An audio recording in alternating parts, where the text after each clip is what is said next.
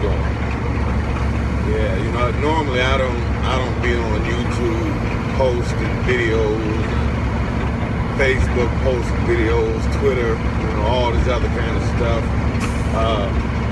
It's just some things that kind of been bothering me lately, things that I've been experiencing, but I never really let it dictate who I am and how I maneuver.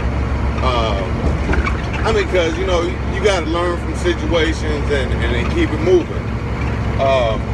You can't let your situation or your dealings with people, the place where you live or the place where you grew up or your situation, you might be having trouble with your baby mama or something like that, but you cannot let that dictate who you are.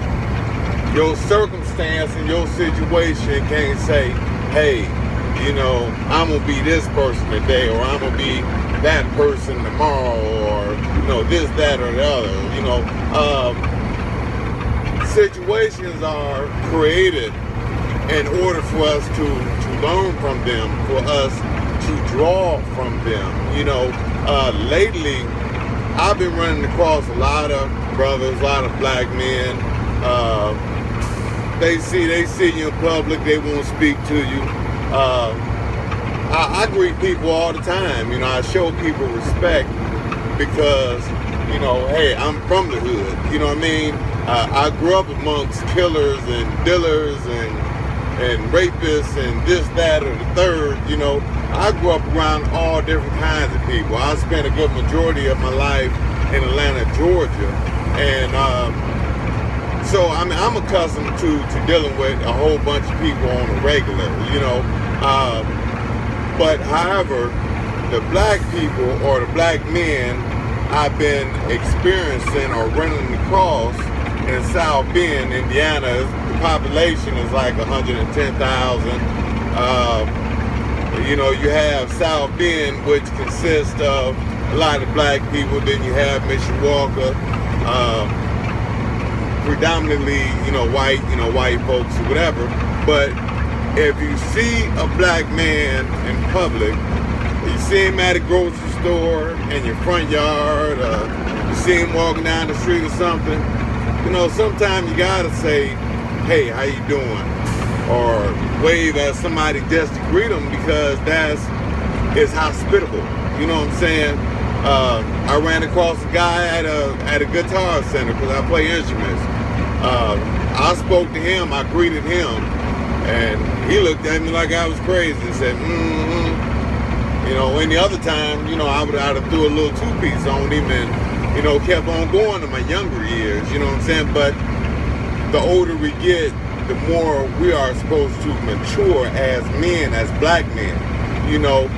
I got a neighbor, I've been staying or living where I've been living for like the last 6 or 7 months. So I go outside and do yard work because it's therapeutic. And I find a lot of joy, a lot of exercise and doing yard work, cutting grass and planting flowers, pulling weeds and, stuff like that, because you want your home to look nice.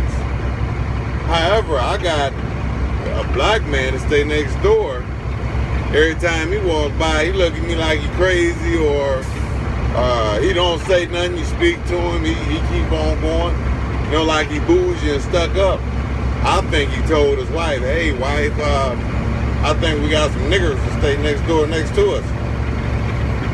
And, the wife is white, evidently, but ain't nothing wrong with that, because I grew up around all sorts of different kinds of people. I got white people in my family or white relatives, whatever, not just by marriage, But my point of saying is, we wake up with so much malice in our heart.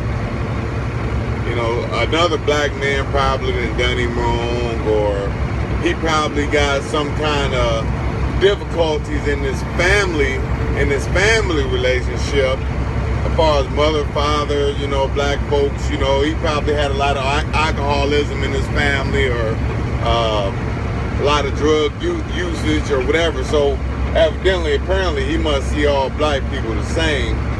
But the first cut is always the deepest. You know what I'm saying? And I call it self-inflicted wounds. You know, we cannot look at other black people or look at another man because we didn't had a bad dealing with one in the past. You know what I'm saying? Or somebody that left a bad taste in our mouths. You know, for something somebody that done or whatever. My point of saying is, when you have hate in your heart, it consumes you, it kills you. You know what I'm saying? It might not kill you right instantly, but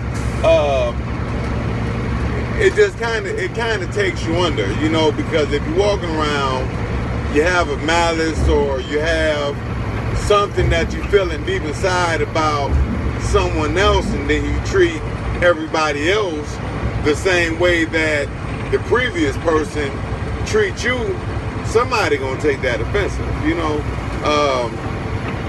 Like I said, I live in the city, it's 100 and, you know, the population is 10,000, and that's cool. But us as black men, you know, we have to get along, or we have to greet one another, you know what I'm saying? If not, it's just a reflection of who we are, because we can look in the mirror and not even like ourselves, let alone liking another black man, another black person. It is children out there losing their lives every day.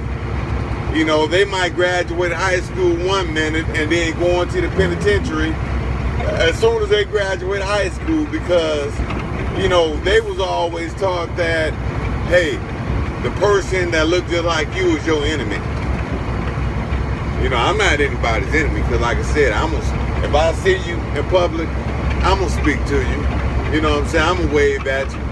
You know, regardless of whatever kind of reaction that I get back in return, I'm still going to speak.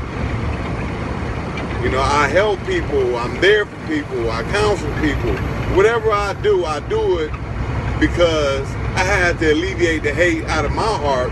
So in order for me to rehabilitate myself, or to start my healing process, yes, you know, I had to open up and talk to people and be cordial, because, hey, there's not many black men out here nowadays. There's not many black men in the workforce. You know what I'm saying? There's more black men in the penitentiary than it is in college. You know what I'm saying?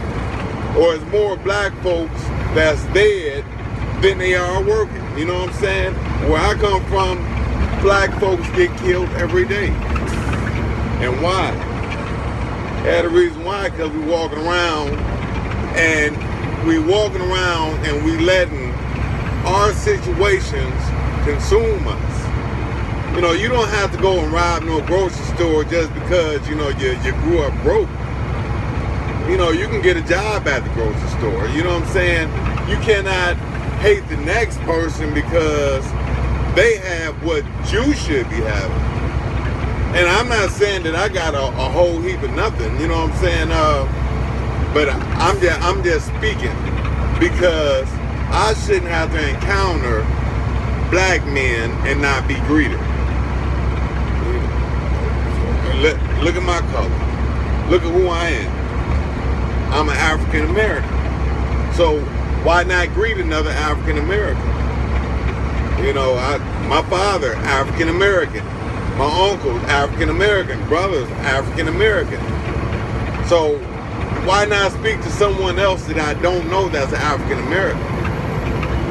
So, but it's all good. Like I said before, and I'm gonna say it again. We can't let our situations, we can't let things consume us. We can't let things hinder us. We can't let things dictate who we are. You know, I work a job every day. I take care of my children. I am who I am. You know what I'm saying? I don't have, many friends. I have people that I call family, and they don't have to be blood relation. And I have associates. But we befriended one another because it all started from a simple hello, hey, how you doing? We don't have enough respect for one another to even love, to even love ourselves. You know what I'm saying? We can't love ourselves if we don't love the next person. You know, you got to show as much respect and gratitude for the next man as we do ourselves. And I feel that's what's wrong with the world right now.